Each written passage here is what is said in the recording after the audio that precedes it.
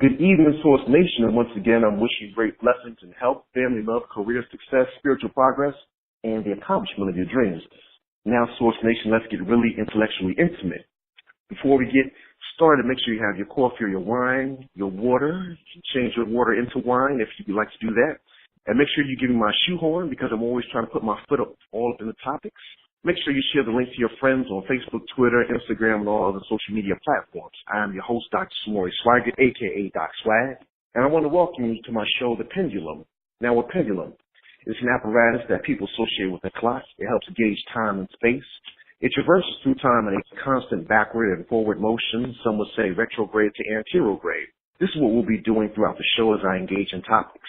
We have to make sure we connect the dots from the past, present, and future. The show is designed to encourage the 4 Ds. That's debate, dialogue, discussion, and discourse. Gather your friends and family as we prepare to travel from the past, the present, and have discussions of future implications and projections with correlation to African Americans. From the world to the White House to the hood and everything good, the pendulum is swinging your way. Now, Source Nation, tonight's episode is a very special episode. I'm honored to have somebody that I hold in high regards, high esteem. This brother, this man is well accomplished.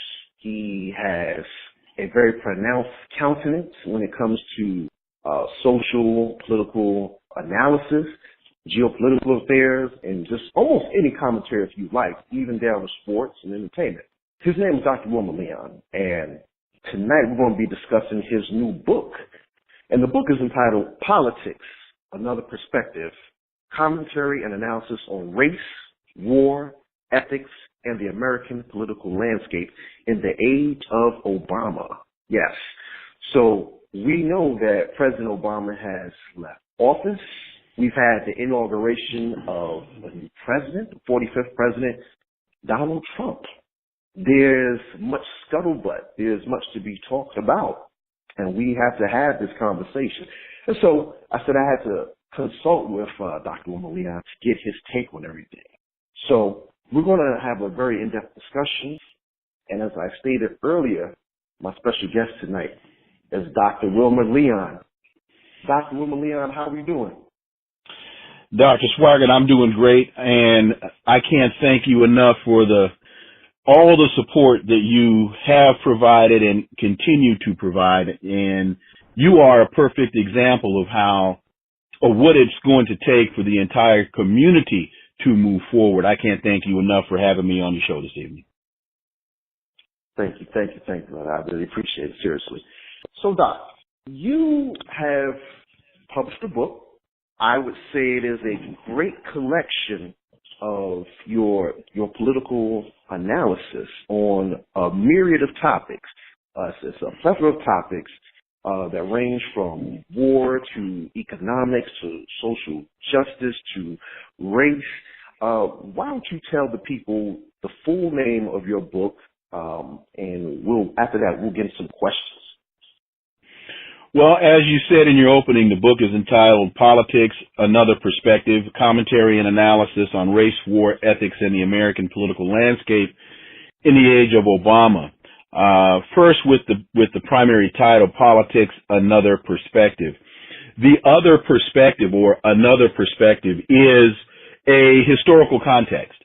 The book is a collection of op-eds that I've written over the last 9 years. And what I try to do in my writing style, in my analysis, in my delivery, is I want to be sure that whatever issue I'm discussing, that the analysis of that issue is given in the historical context in which that event took place. One of the big mistakes I think that gets made when we listen to a lot of this political chatter on television is people have a tendency to think that things happen in a vacuum. People think that Donald Trump just sprang up whole cloth out of vapor, not understanding that Donald Trump is really the culmination of a radical shift to the right by conservative interests in this country who took over the Republican Party, starting from Richard Nixon through all the way through now to Donald Trump. So this has been a progression of thought and action.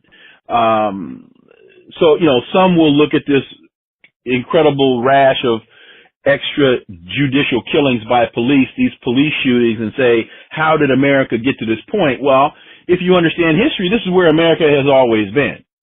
So those are just two examples of how you can analyze the immediate event, or if you're really trying to get an understanding of what's going on, you have to have a much broader historical perspective. So that's the other perspective. I've broken the book up into 4 areas: race, war, ethics, and then the overall general American political landscape. And the book is constructed so that you can open it at any point in the book and start reading.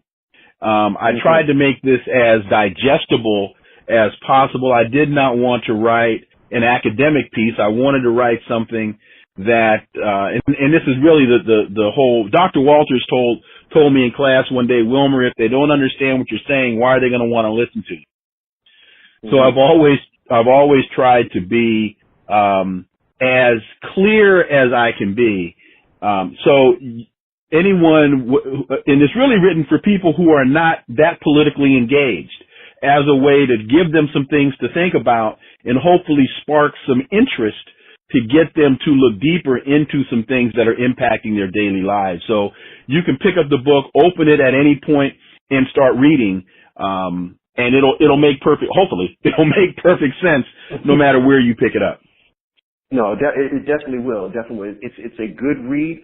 What I do is when I have time, because my schedule is busy too, but I always try and make sure that I'm politically astute and aware of what's going on. So from time to time, I'll pick up the book and I'll read a section, and then I'm actually gonna address one section in there that I kind of want you to speak on, considering this new presidential administration that we're under. But going back to what you were saying earlier of how we have to connect the dots from the past, I remember you were telling me something about we charge genocide and its correlation to the police killings. What was that you were saying about that? Okay, well, again, this goes back to people wringing their hands in disgust, as they should be, about all of the police shootings that have been taking place.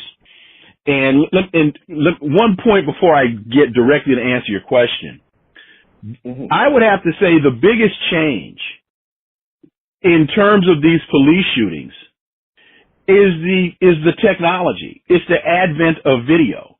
Now, and particularly handheld telephone video. Now we are able to see on the nightly news people being shot down in the street by the police.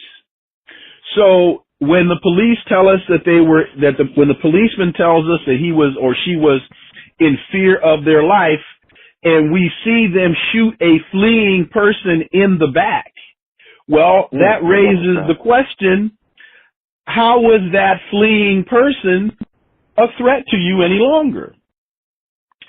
So with that, there was a book that was written in 1953 called We Charge Genocide, The Crime of Government Against the Negro People. It was edited by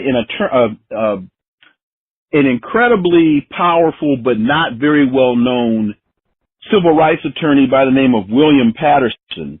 The preface was written by the great actor and activist Ossie Davis. And it was actually a complaint or a case that was taken by William Patterson and Ossie Davis and presented to the United Nations, charging the United States with the act of genocide against African American people.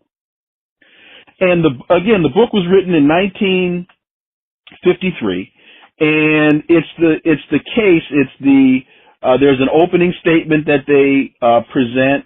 There is an indictment in the book where they explain exactly what genocide is and why the actions of the American government meet the standard of genocide. They then present the evidence, and it's interesting, the evidence is a chronological list of people who were, black people who were killed by police all over the country. So I just happened to open up to page 90, August 19th. An armed mob of 300 officers and civilians using bloodhounds drove 14 persons belonging to 3 Negro families into a swamp near Magee, Mississippi on August 19th, 1946. And it's a listing of what happened. The officers had surrounded the house of a Negro family named Kraft, accused of an altercation with whites. The Crafts and their neighbors, the Hubbards and Coopers, fled into the swamp. The deputies then organized the quote-unquote posse and captured the following persons, and they list who they are. And so it's an indictment of the American government of genocide. Now, the case was presented before the UN. Nothing really came of it, but it is a demonstration of what was going on even in the 50s. To give support to my point, what we are experiencing right now is nothing new. It is nothing new at all. It's just a new development it's all wine in new bottles is what it is. Okay. Okay. All right. It's a fantastic book. It's a fantastic book. I'm going to have to get my hands on it. I don't have it. I remember you mentioned it before, and I just based off of that excerpt from it, I need to add that to my collection, my library. With that being an excellent book, I want to read an excerpt from your excellent book, if that's all right with you. All right. It's your show. But listen, now let me tell you though. Now I'm not into animal cruelty, so I won't let the cat fully out the bag. But okay. But I'm gonna let a little bit out of the bag, if that's okay, if that's all right. Sure. Tell me where we are. We are at Essay 56, page 235. Okay. President Obama's new approach to a new world order. Got it. Oh, before you wait, real quick, if I could, before you read, just let me say, I wanted to make this other point because when people hear that the book is the end of the title is "In the Age of Obama," and we now know that President Obama is out of office, the book is still incredibly relevant because each section of the book has its own introduction, which goes beyond the particular time in which the op-eds in that section were written. So a lot of the things that are in the book are still being discussed today. So the book, even though the title says "In the Age of Obama," we are really in the wake of the Obama age, and so what is in this book is still very relevant. Still very relevant. In fact, there is a section, there actually is another article that you wrote that's inside the book, essay number 78, page 322, called "Trump, the Republican Frankenstein." So yes. It's very apropos to the time. Now, the reason I bring up this part of the New World Order of Obama is because I'm looking at what you wrote. And so, I'm not going to read the whole thing, but just different portions of it. Here we go. This New World Order will replace sovereign states and other checks and balances in international power struggles. Recently, these fears have been supported by many of the actions and policies implemented under President George W. Bush 43 and his administration. Actions such as the illegal invasion of Iraq, the increase of private military contractors, warrantless wiretapping, extraordinary renditions, secret prisons, torture, and the suspension of habeas corpus in Guantanamo are seen as evidence supporting the New World Order conspiracy in the new globalized economy. Okay? I'm going to go to a different part. This is in regards to the G20 summit that President Obama attended. President Obama set a new tone for dialogue and diplomacy. He listened, engaged in constructive dialogue, demonstrated an appreciation for and understanding of cultural difference and nuance, and apologized for American arrogance, thereby laying the groundwork for a new diplomatic approach to a new world order. Go down a couple of lines. A world order based on a truer sense of diplomacy, not Bush 43's unilateral and destructive sense of American internationalism. Okay? Go down a little bit more. Instead of celebrating your dynamic union and seeking to partner with you to meet common challenges, there have been times where America has shown arrogance and been dismissive, even derisive. Okay? And I'm going to read one last portion. This is a lot of lines down. What these critics fail to understand, appreciate, or admit is the total failure of President Bush 43's unilateral approach to foreign policy. Diplomacy is based upon relationships, and relationships are based upon trust. Ignoring the UN, lying to the world about weapons of mass destruction, and invading sovereign countries was no way to make friends and influence people. The benefits from President Obama's European trip may not be realized for another year to 18 months. Rebuilding trust takes time, candor, and humility. Now, I'm going to stop there. Now, the reason I brought this up is because under this administration with President Donald Trump now in office, do you think that commentary, that analysis is now regressing back to Bush 43, the way that Trump operates, that bully mentality, over-domineering, arrogant, I'm not going to listen to you. You've heard him make statements like, oh, we're in Iraq, we should have just took their oil, things of that nature. So it sounds like this country might be regressing back to Bush 43. So I'm just kind of curious as to your take on that based on what you put in your book. The answer to your question is yes.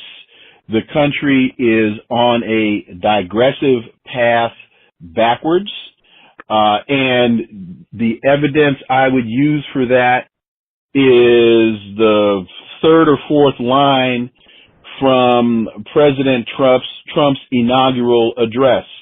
Together, we will determine the course of America and the world for years to come. Again, together, we will determine, not influence, not sway. We will determine the course of America and the world for years to come. That is manifest destiny. That is American exceptionalism. That is George Bush's American internationalism. And so you take that sentence and you couple that with his talking about rebuilding the United States military. We are definitely back to the George Bush mentality, which I believe what we're really experiencing is an intra-class struggle. The ruling elite are fighting amongst themselves as it relates to the direction of the world. And there are those in the Bush 43 camp, the hawks, that believe that the only way we can do this is through military intervention, which is why I think Donald Trump is trying to pick a fight with Iran. And you have others who believe that there's a softer politics that can be used that enables them to make the money that they need or feel that they need to make without a scorched earth process or mechanism or outcome. And I think that is the intra-class struggle, part of the intra-class struggle. And Donald Trump, and then I'll end with this.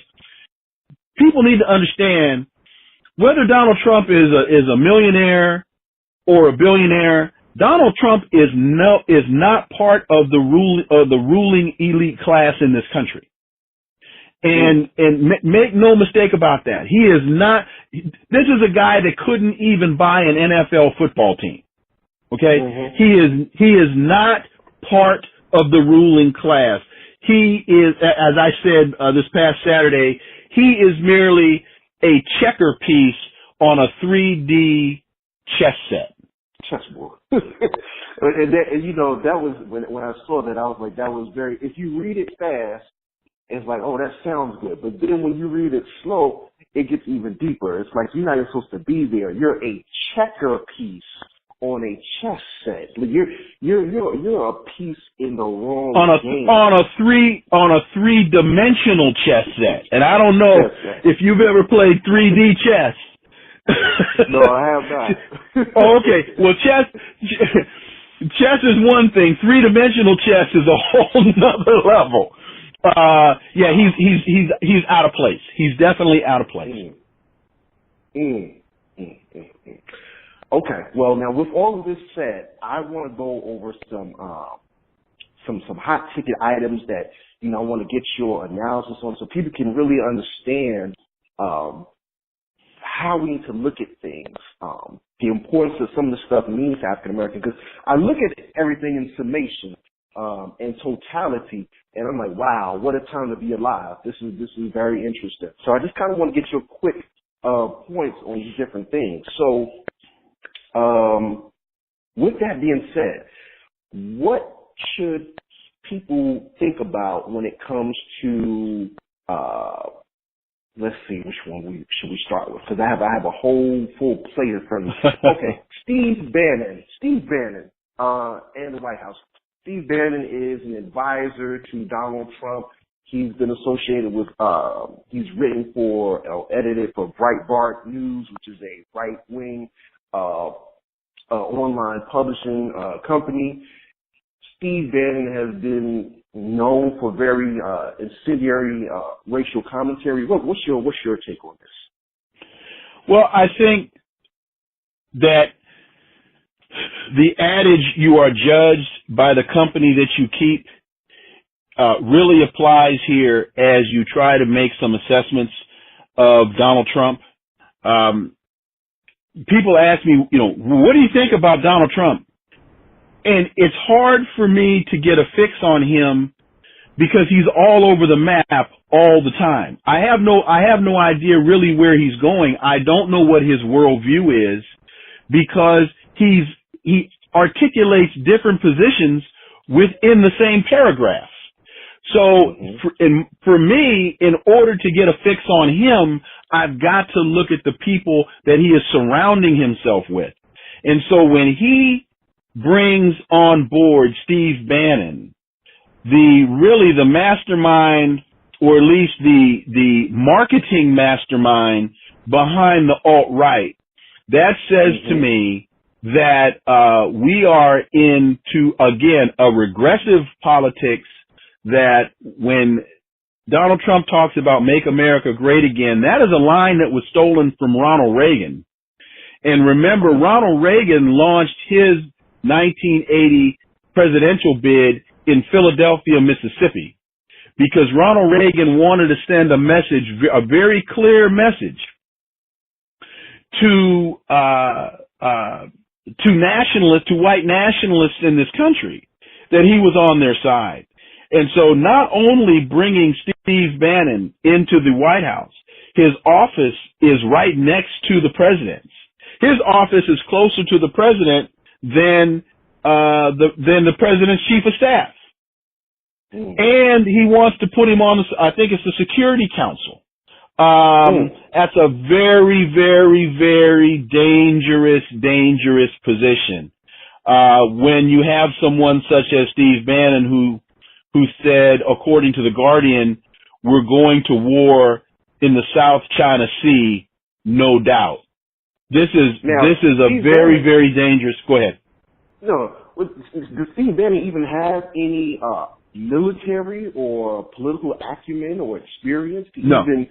No. See, therein lies a problem. No. Okay. No. And this is the first two sentences of the Guardian article. The United States and China will fight a war within the next 10 years over islands in the South China Sea, and, quote, there's no doubt about that, end quote. At the same time, the U.S. will be in another, quote unquote, major war in the Middle East. these are the views 9 months ago, at least, of one of the most powerful men in Donald Trump's administration, Steve Bannon, the former head of far-right news website Breitbart. And so when you look at the China issue, see, China, that's another element of this intra-class struggle. You have some that have put a lot of their money behind China in anticipation of the continued rise of the Chinese economy. And they want to be sure that the investments that they've made, I mean, where is your iPhone made? Your iPhone is made in China. Yeah. You know, where China is a huge player in the world economy. And so you have others that want to be sure that China does not demonstrate. China, to a great degree, is now on the world stage replacing in U.S.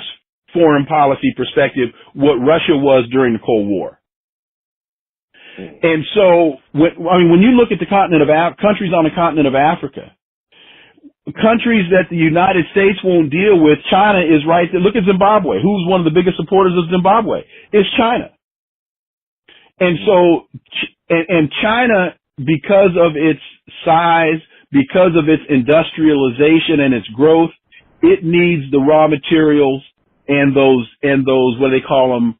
There are 12, what's the term? Major, I guess, rare earth elements, in order for cell phones to work, in order for guided missiles to work, and all this kind of stuff. That's right. That's where this game is and why this game is being fought.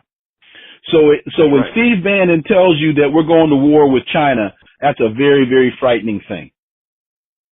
Yeah. It's very frightening, and I know exactly what you're talking about because I remember I was reading some articles. I know one of the elements is it's an element called neodymium and praseodymium. They use those in like the satellites and the missiles and everything. Exactly. Very true. Very true. Now let's talk about this real Russian roulette that's going on. This love affair between Trump and Putin, or presumed love affair, but then at the same time it's kind of bipolar at the same time. What do you take on this Russian roulette between Trump and Putin? Well, one of the things that seems to happen with every new administration is this quote unquote reset with Russia. And so I think Donald Trump, again, because he doesn't really have a firm grasp of geopolitical politics, he can't figure out for himself what direction in terms of foreign policy he wants to go to with Russia. It's one thing as a businessman to try to do business either in Russia because of their oil interests and in other areas, hotel building and that kind of thing. It's a whole nother thing as a United States president to try to figure out from a geopolitical perspective, how do you deal with who many would believe to be the number 2 or number 3 player in the world? So this is where, again, I say it's hard to get a grip on where Donald Trump is going because he's all over the map with his dialogue and his conversation. With all of that being said, I think his nominating and now getting Rex Tillerson to be the Secretary of State is a very good indication of his belief that he can have a sit down with Vladimir Putin, that he can reach some amicable an amicable relationship with Vladimir Putin. I think he'll wind up getting played.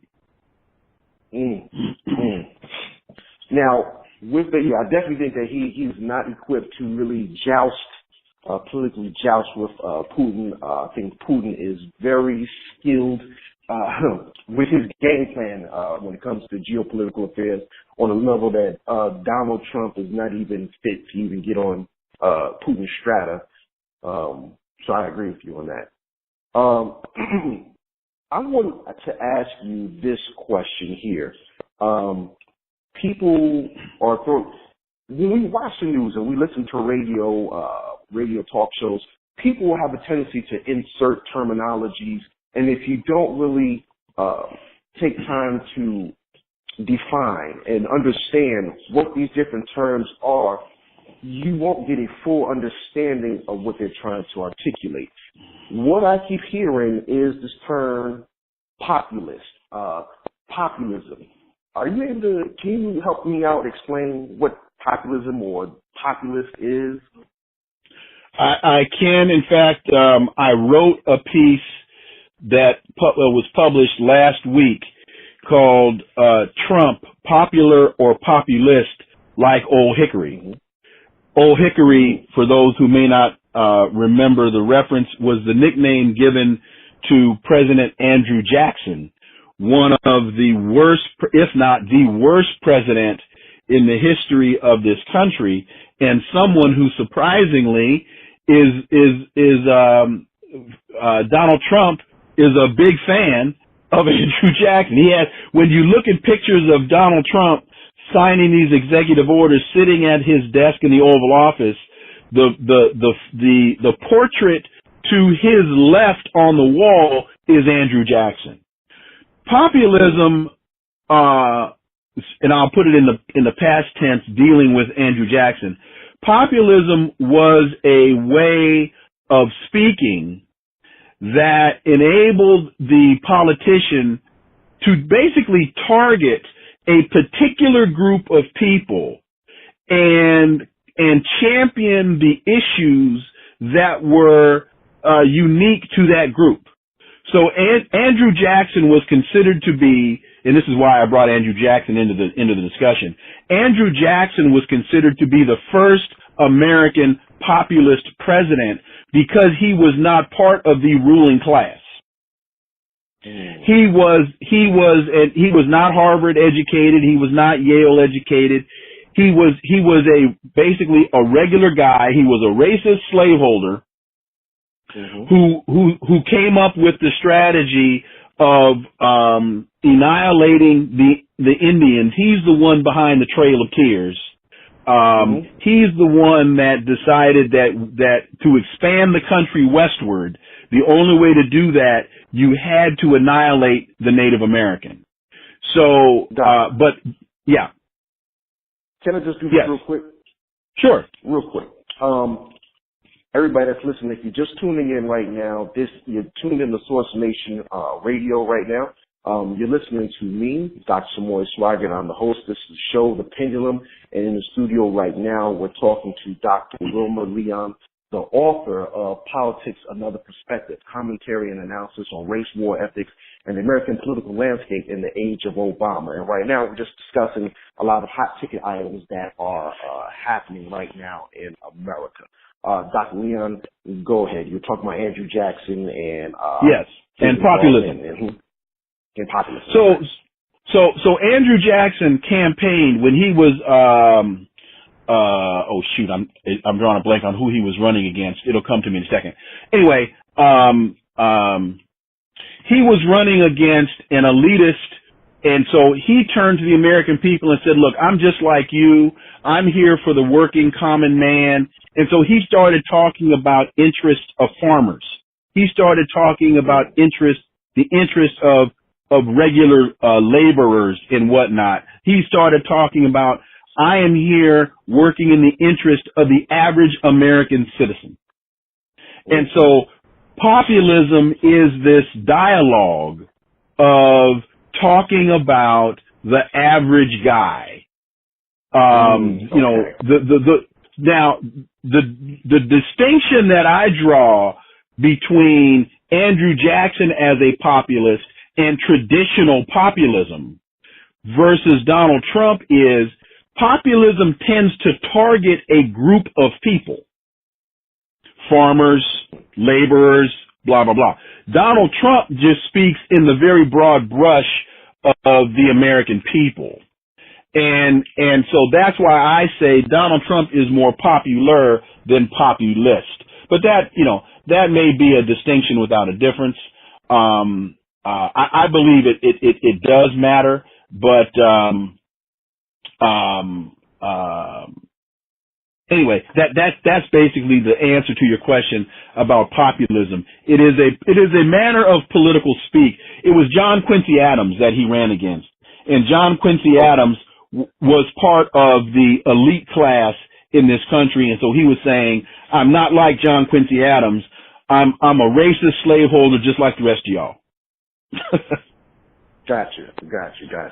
Also, just to tie in, you said that Trump he adores and admires Andrew Jackson, holds him in high regard. It's very interesting when we draw the parallels, as you say. Let's look at this, connect the dots historically. Andrew Jackson was he authored that Indian Removal Act that led to the Trail of Tears, right? And then Trump comes into office with these executive orders saying, you know what?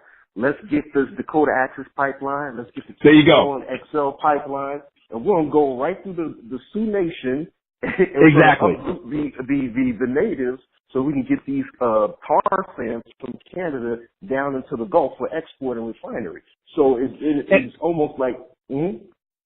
Well, that's exactly when I heard him say that he had signed that executive order, that's what motivated me to write the piece, was he has now reauthorized the Dakota Access Pipeline, disregarding the interest and the needs of the Sioux Nation for clean drinking water and protecting their sacred tribal lands. He's disregarding all of that for oil interests in this country, the same way Andrew Jackson disregarded their interests as he wanted to expand the United States westward. Exactly. Okay, let's hop to another hot ticket item. I want to talk about Trump and the Iran nuclear deal. What is going to happen with that? I was reading an article this Saturday. I believe it might have been in The Nation magazine, but they were talking about how the average American is unaware of the elite nuclear industry that runs America and the defense industry. When we start talking about like Bechtel and Babcock and Boeing, Northrop Grumman, just the whole defense industry and the nuclear industry that we have here that are making billions upon billions of dollars in all these contracts and subcontracts. They said that the number that they have said inside the article was that America has like about 4,600 something nuclear warheads, whether in the form of missiles, submarines, or other military projectiles or formations, creations, things of that nature. But we have approximately 4,600 and some odd number, whereas Iran, we don't even want them to even have the capability to develop one. What is your take on Trump and the Iran nuclear deal, considering also the fact that we have this paranoia that Iran will have the capability to weaponize nuclear material, possibly for weapons, but America is the only country that has actually ever used waged nuclear warfare on countries, Hiroshima and Nagasaki. What's your take? Well, again, we have to connect some historical dots. We have to remember when you talk about Iran that in 1953, the United States overthrew their democratically elected government, and then I say again, democratically elected government. They overthrew their prime minister, Mohammad Mossadegh, and they installed the Shah of Iran. Now, this is something that never gets talked about when you do the analysis of why we are where we are. Mohammad Mossadegh wanted to raise the price per barrel of oil that he was going to charge Royal Dutch Shell and British Petroleum, so that he could raise the standard of living for the people in Iran. Well, Royal Dutch Shell and British Petroleum came to the United States, complained about what Mossadegh was doing, and it was Kermit Roosevelt, the nephew of Franklin Delano Roosevelt, and Norman Schwarzkopf Sr., the father of General Norman Schwarzkopf Jr. from Gulf War fame, who implemented the plan to overthrow Mohammad Mossadegh. That's how you got the Shah. Okay. The issue now, and so the Shah reigns in Iran for like 25 years. That takes us into the late 70s, early 80s, and the Ayatollah Khomeini, who was in exile in France, he starts sending audio tapes into Iran calling for the overthrow of the Shah. And so that's how we got the Iranian Revolution. Now, it was a bloodless revolution. Not one shot was fired. This is something that a lot of people don't understand. We keep talking about the Iranian Revolution. Remember when they took the hostages and all that kind of stuff? Not one shot was fired. The people came in the street, overthrew the Shah, sent him packing. So I think what you really have to understand about this Iranian nuclear deal is that it has a whole lot more to do with Israel and Israel right now being the only nuclear power in the region. It has more to do with protecting Israel's ability to bully surrounding nations based upon their nuclear capabilities, because once you get another nuclear power, that offsets Israel's power. The same way that once Pakistan got the bomb, India's nuclear threat was neutralized. Once Russia got the bomb, the Americans' nuclear power was neutralized. So this really has to do with Israel and America as Israel's proxy in the area, wanting to protect their nuclear capability so that they can hold sway in the region, as opposed to there being an offsetting power who can look at them and say, oh, you think you want to go this way? Well, nah, we're not going to do that. We're not going to allow you to do that. And if you think you can threaten us with a bomb, well, we got a bomb of our own. Right. So that's why when you listen to the commentary from, I don't know his name, but he's a spokesman for Iran's supreme leader, he's saying, look, we have a right to defend ourselves the same way every other sovereign nation in the world has a right to defend themselves. And it's also important to realize that the missiles that they have tested do not violate the letter of the law of the nuclear agreement that they've reached. They are doing what they are allowed to do within the confines of international law. This is a whole lot of hype and a whole lot of bluster. It's a whole lot of hyperbole. I've been to Iran. I've been to Iran twice within the last year and a half, which is why I'm now on which is one reason why I'm on the watch list. And if you want to talk about America and freedom of speech and freedom of the press, I can give you some real insight to that, because it's now almost impossible not impossible. It is a real pain for me to travel because I'm on the Homeland Security watch list. But that's a whole nother conversation. Wow. So to me, that's really what's at the heart of this whole discussion. And again, that is another example of these two factions within the United States government fighting and jockeying for position.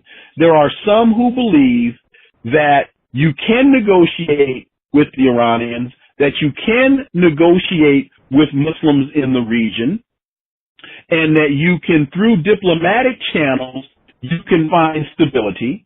You have others from the militarism side, from the hawkish side, from the military-industrial complex side, who say, When we have a bomb, every solution is war.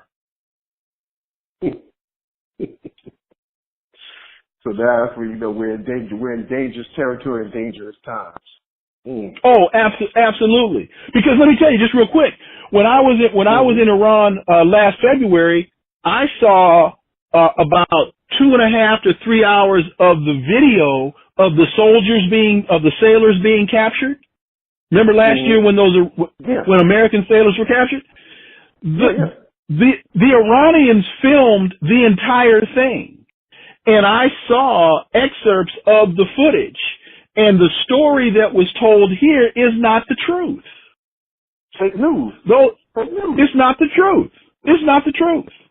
Right.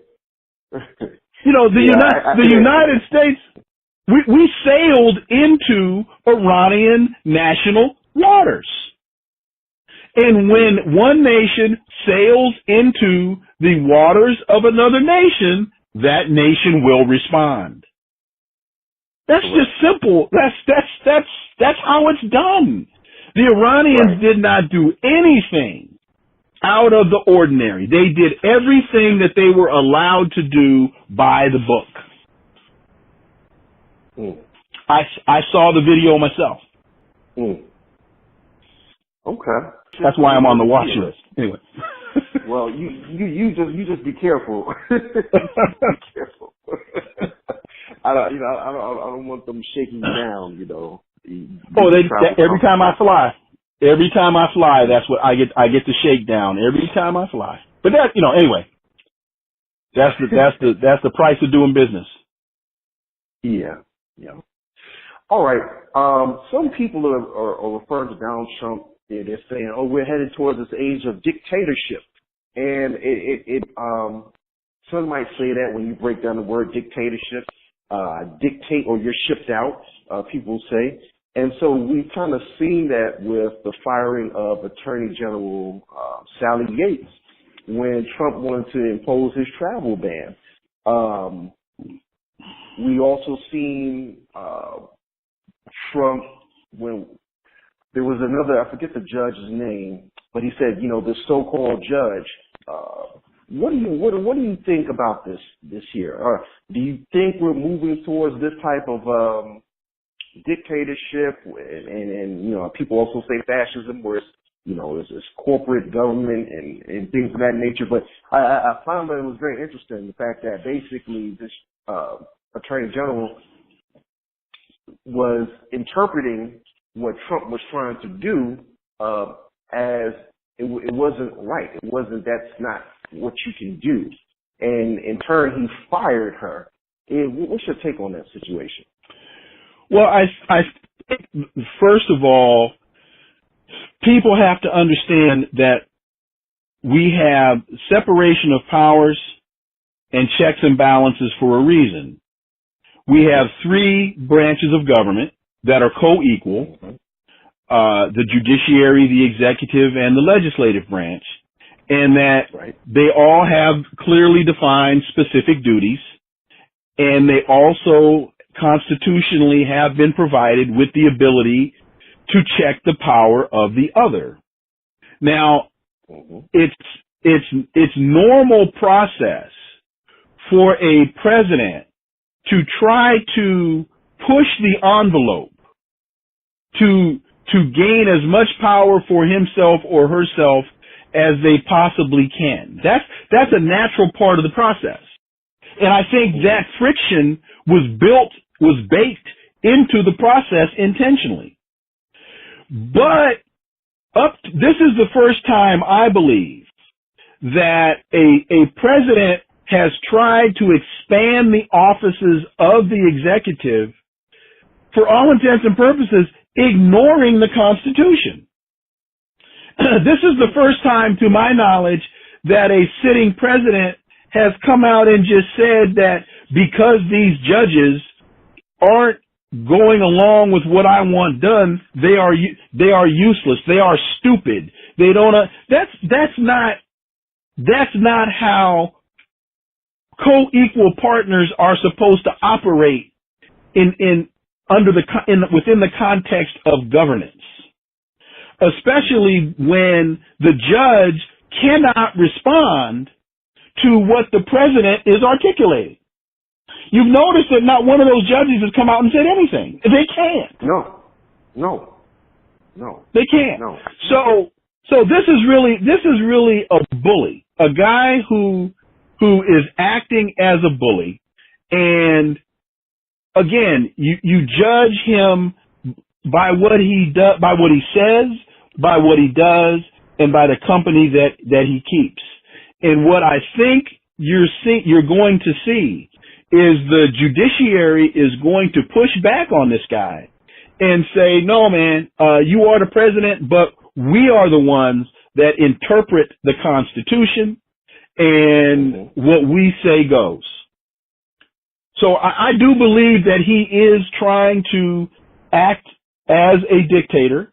I do believe that he's trying to impose a level of fascism within this country, and it's really going to be interesting to see what the Republican Party does if the American people if the pushback that we are already experiencing, A, grows, and B, really starts to have an impact on our processes.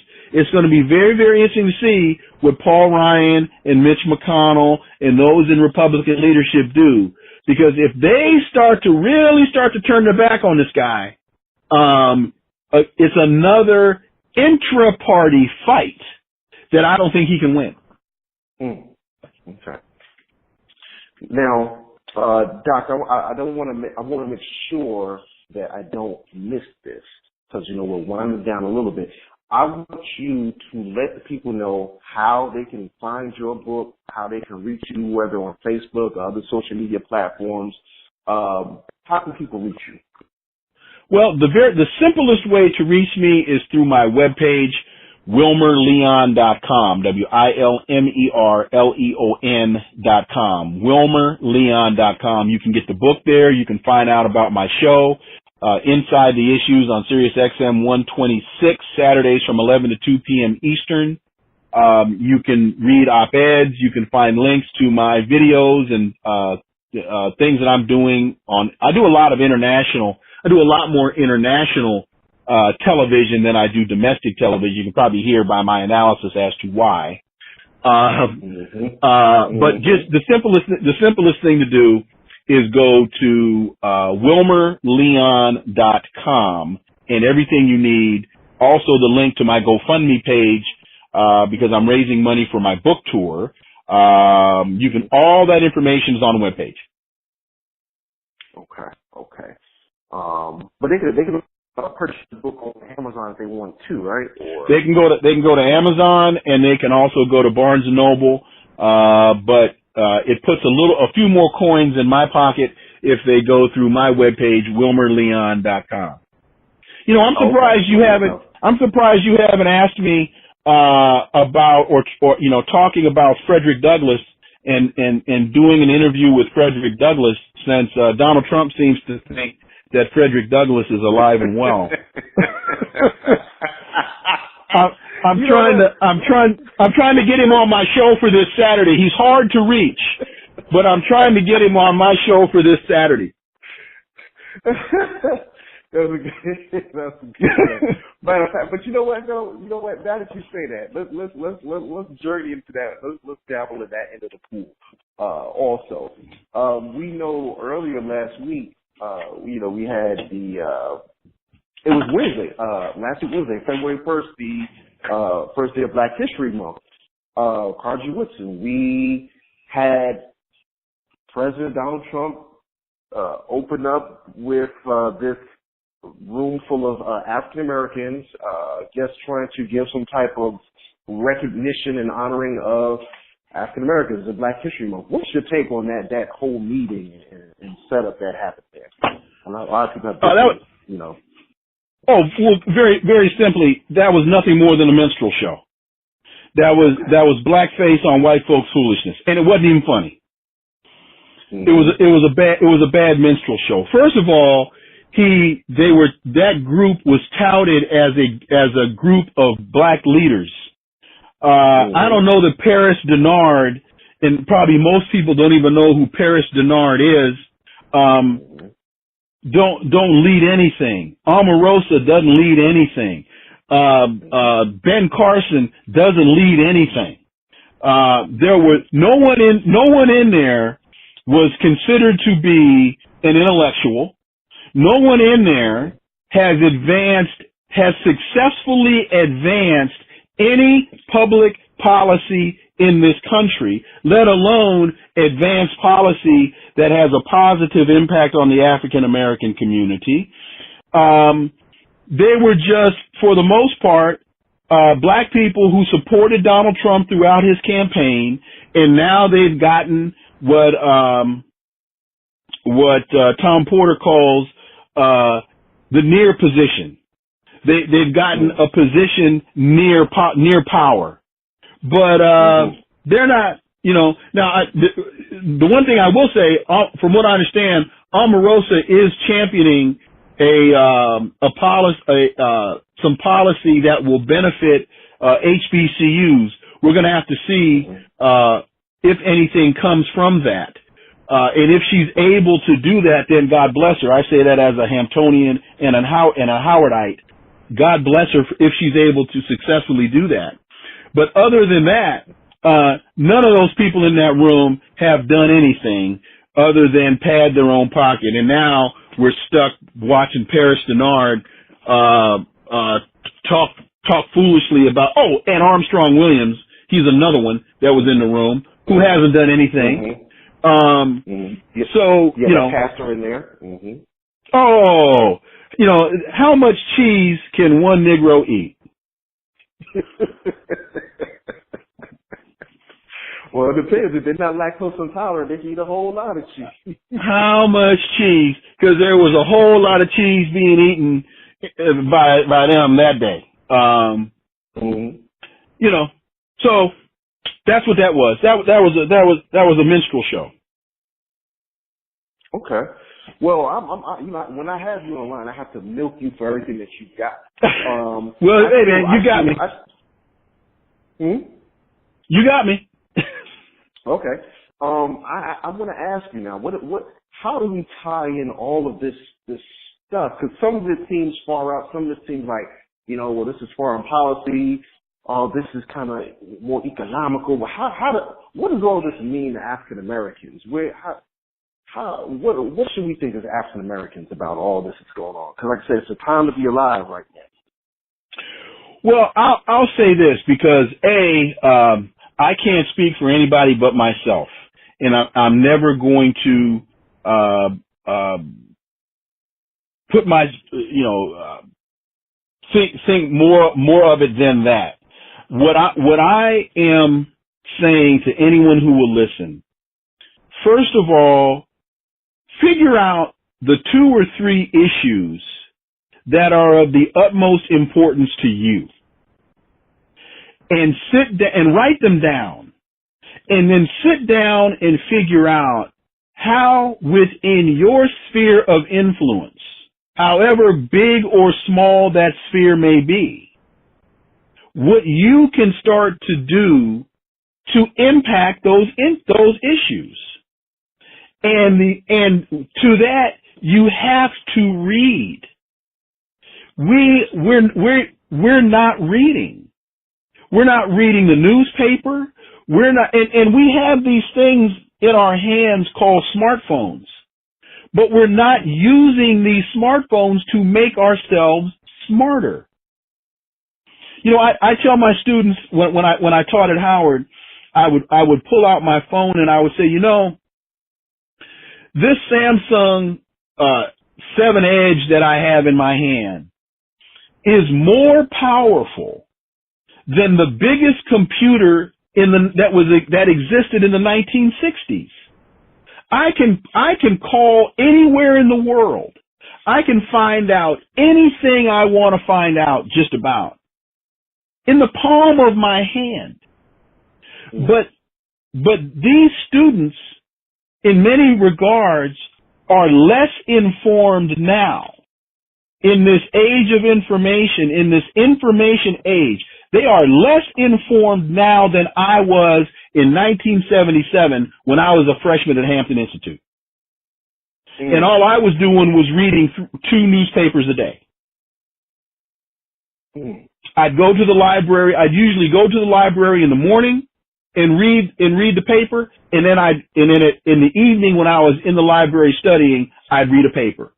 And I know more now. I knew more then about the world than they know now, and they've got the world in the palm of their hands. So because if we aren't informed, then we can't go to that city council meeting and challenge those members of the city council. We can't challenge that alderman, that individual who's running for the seat of alderman in Chicago or New York. We don't have the mental horsepower to do that because we don't have the information at our disposal to challenge them when they tell us they're going to do something that they can't do. Right. So to me, that's what this means to us. Because when we look at the biggest difference that I see, say for example, when you look at the Black Lives Matter movement, which they call it the movement, so far it hasn't demonstrated to me that it is a movement, versus the civil rights movement. The civil rights movement was tied to an agenda. There was a 3-pronged approach that was being used during the civil rights agenda. There was a judicial approach. We were working in the courts. There was a street approach. We were protesting in the streets. And there was a legislative approach. We were trying to get legislation passed. Those 3 prongs on the pitchfork were what made up the civil rights movement. And those things were coordinated. They didn't operate independently. When you look at what's going on now, people are going into the streets, which is a very good thing. But what is it tied to? What is it being coordinated with? What is the ultimate objective and agenda? That's not being articulated. Right. So it's great. You run into the street, you protest, you bring 300, 400, 500,000 women with pink fuzzy hats into D.C. the day after that was a very, very powerful event. But where is it going to be 6 months from now? Right. I don't know the answer to that question, and I'm not saying that it won't be anywhere. I'm honestly asking the question because I don't know the answer. But I know that in the 60s, we knew the objective in the 60s.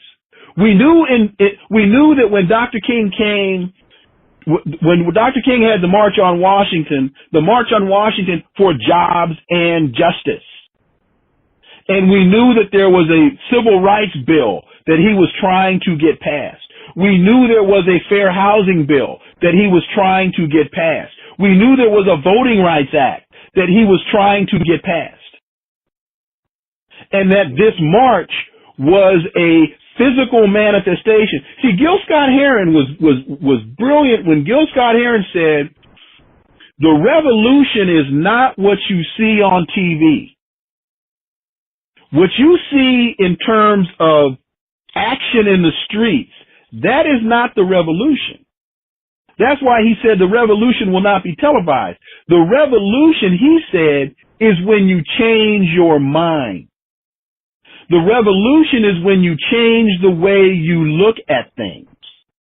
And what you see in the street is a physical manifestation of minds being changed. But the only way the mind can be changed is if the mind is fed with accurate information. That's why you have to read.